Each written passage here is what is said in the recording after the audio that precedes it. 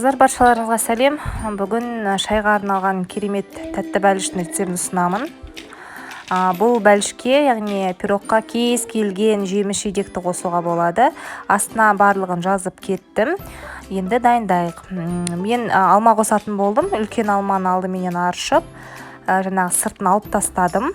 Және де қыздар, міндетті түрде ұсақ түрпішті етіп турап аламыз. Кішкентай түрпішті етіп, ұсақ етіп турайсыздар. Сонда пирогтың ішінде жалпы жеміс жидек, яғни жемістер ұсақ болып туралса, пирогтың ішінде өте жаңағы жеген кезде ыңғайлы болып жалпы шығады. Сол себепті осылай ұсақ етіп турауға кеңес беремін. Жалпы бұл пирогқа ештеңе қоспай да пісіре беруге болады. Жаңағы жеміс жидек қосу ол жалпы қалауларыңыз бойынша жаңағы міндетті емес. Сол себепті енді өздеріңіздің қалауларыңызға орай. Осылайынан турап алдыменен мен жаңағы осылай жемісті алманы тураудан бастадым. Осылайынан турап барлығын дайындап қоямыз.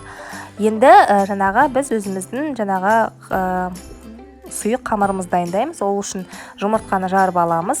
Жұмыртқаны жарып алып, үстіне қантымызды қосамыз. Менің жұмыртқаларым кішкентай, яғни мен қолданып отырған жұмыртқалар кішкентай болғандықтан мен 4 қостым. Егер де сіздердің жаңағы қолданып жатқан жұмыртқаларыңыз ірі болса, онда 3 жеткілікті. Енді оған қантымызды қосамыз. Қантымызды қосқаннан кейін миксерлап аламыз. Мен көрші бөлмеде балам ұйықтап жатқандықтан мен басқа бөлмеге барып миксерлап келдім. Сол себепті ол жер видеоға түсірілген жоқ. Міне миксерлеп алып алдым. Енді осыған жаңағы майонезімізді қосамыз. Мен шыны керек бірінші рет дайындап көрдім осы майонезбенен. Жұмсақ болып піседі екен. Сол себепті енді осылай дайындауды жөн көрдім. Жалпы өте жақсы шығады екен.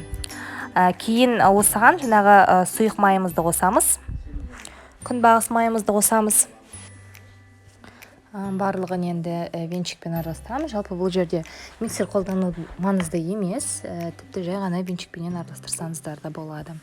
Мен алдыменен жаңағы жұмыртқа менен қантты миксермен араластырып алдым да, кейін барлығын осылай венчикпен жасадым. Кейін енді осы сұйық қамырымызға алмамызды қосамыз. Алмамыз немесе сіздердің қолданып жатқан кез келген жеміс жидектеріңізді қосасыздар. Барлығын араластырамыз.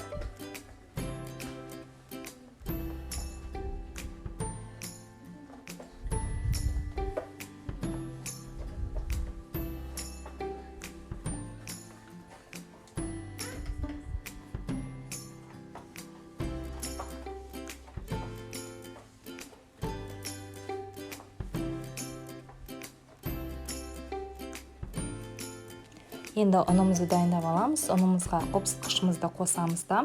Осы ұнды жаңағы сұйық массамызға жаңағы ұн өткізгіш арқылы өткізіп қосамыз.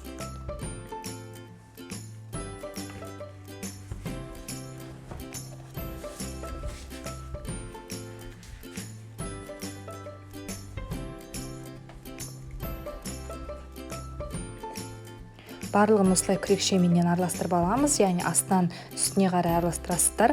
Жақсылап тұрып араластыру керек. Ол міндетті түрде ұн, яғни жақсылап тұрып массаменен араласып, ешқандай да бір жаңағы түйіршіктері болмау керек. Кәдімгідей жақсылап араласқан болу керек. Ол сіне видеодағыдай шығады.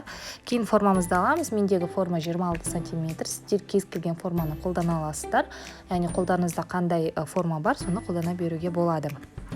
Мен формамның үстіне пергамент қағазын төседім. Кейін осы массамызды пергамент қағазына салып, 180 градуста 40-45 минут енді өздеріңіздің жаңағы пештеріңізге қарай дайындап аласыздар. Піскендігін ағаш таяқша арқылы жаңағы тексеру қажет болады.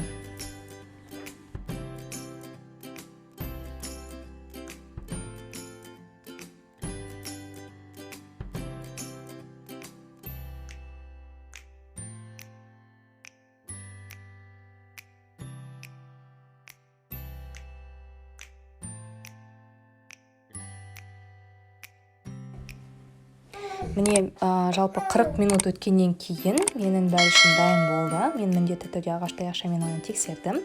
Кейін яғни суыға нүктесіне немесе ыстықтай да тура беруге болады. Жалпы осындай болып шығады. Мен қызартып тұрып пісірдім.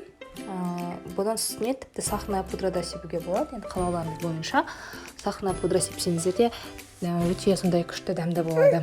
Кейін осылай турап үстелдің үстіне қоя бересіздер. Міндетті түрде жасап көрдіңіздер. Шайға арналған керемет бәліш, тәтті бәліш өте дәмді болып шығады. Сіздермен болған мен Райхан.